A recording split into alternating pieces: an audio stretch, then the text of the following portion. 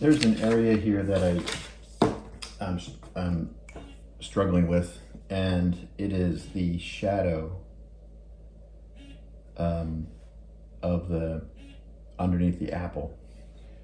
And depending if I'm drawing during the day when the light comes through the window and creates another shadow there and kind of lightens the value here is one thing. And at night, if I draw this, then it changes a little bit and the shadow appears to be darker.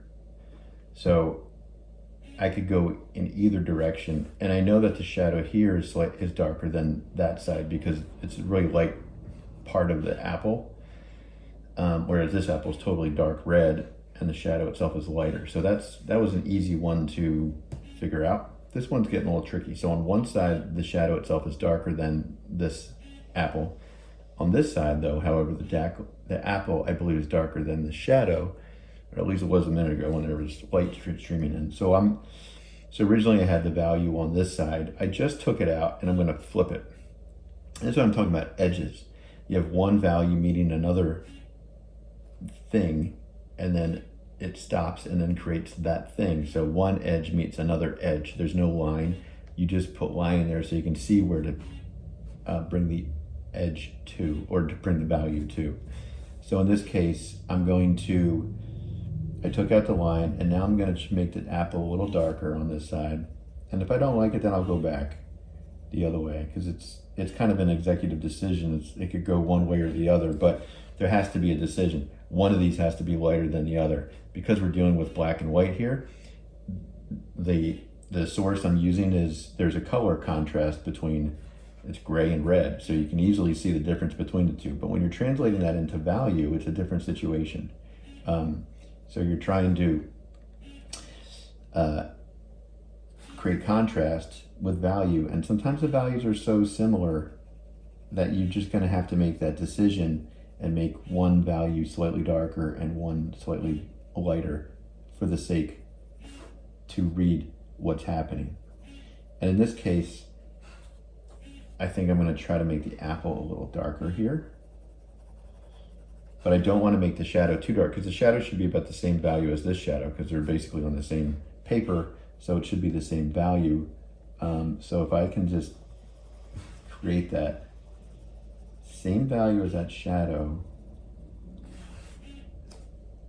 And so I'm kind of building this up, and now I'm going to try to build this up at the same time, retain that that's darker. And this is where sharp pencils come in. So sometimes you have to get your sharp pencil and draw that line. And then whatever side you want darker, you're going to have to kind of fill it in like what I'm doing now. So that line disappears, and then you want to fade it in. Just transition it in so it doesn't look like a halo or a larger line. This should be a fade.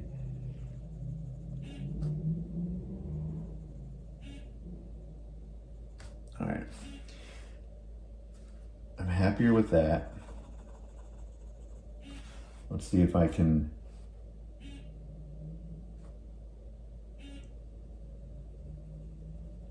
get the shadow to be the same size, or the same value, and the same size. All right, so now my shadow is starting to transition slowly, and this side becomes darker, this side becomes lighter, and it's making sense now. That happens once in a while, and you really got to get in there and work it and figure it out so it makes sense.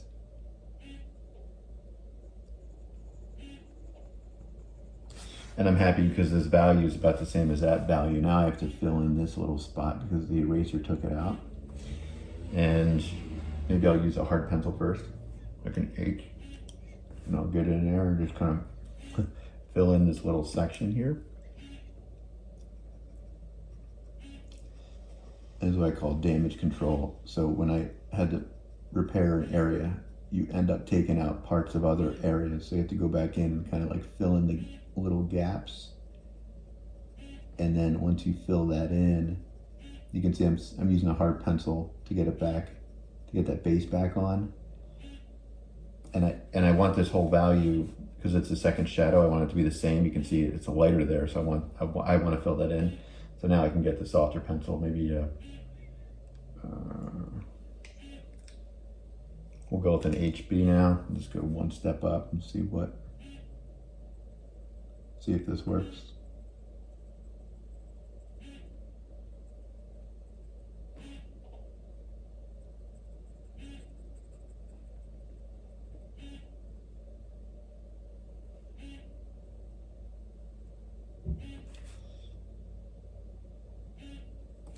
Now it's almost blending in, so I have to make, I flattened out the value, meaning except that little section there, but I can always go in and fix that. Oh, I have to make the first shadow darker but not lose the contrast between there. So that's the trick. So I'm gonna go grab a B and see if I can go in another different diagonal here.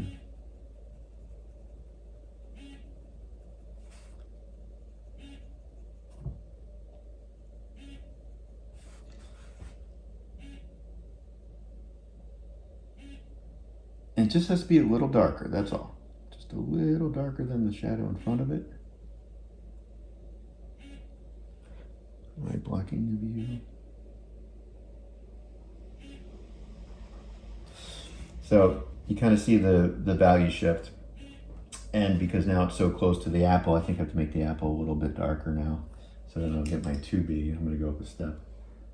Where's my 2B? 2B. Where are you? There you are. And I'd like to sharpen this, but my sharpener fell apart, and I don't have time to put it together at the moment. So it's kind of like I'm fine-tuning these edges. And now I'm looking at my apple, I'm like, oh, it's really dark down here. I might have to make this darker here to support that concept. And at first I thought this was darker, and now I look at it and I'm like, you know, it is darker. So I might flip back. I don't know yet. I'm gonna have to sit with this for a while. I might look at it in a mirror, or I might walk back 20 feet and just take a peek at it and see if I have to flip these values once again. And it's really not a big deal. All the drawings there, you're just flipping the value. And see if by filling this in kind of helps. Well, that was just one thing I wanted to show you, and I will go back to my time lapse.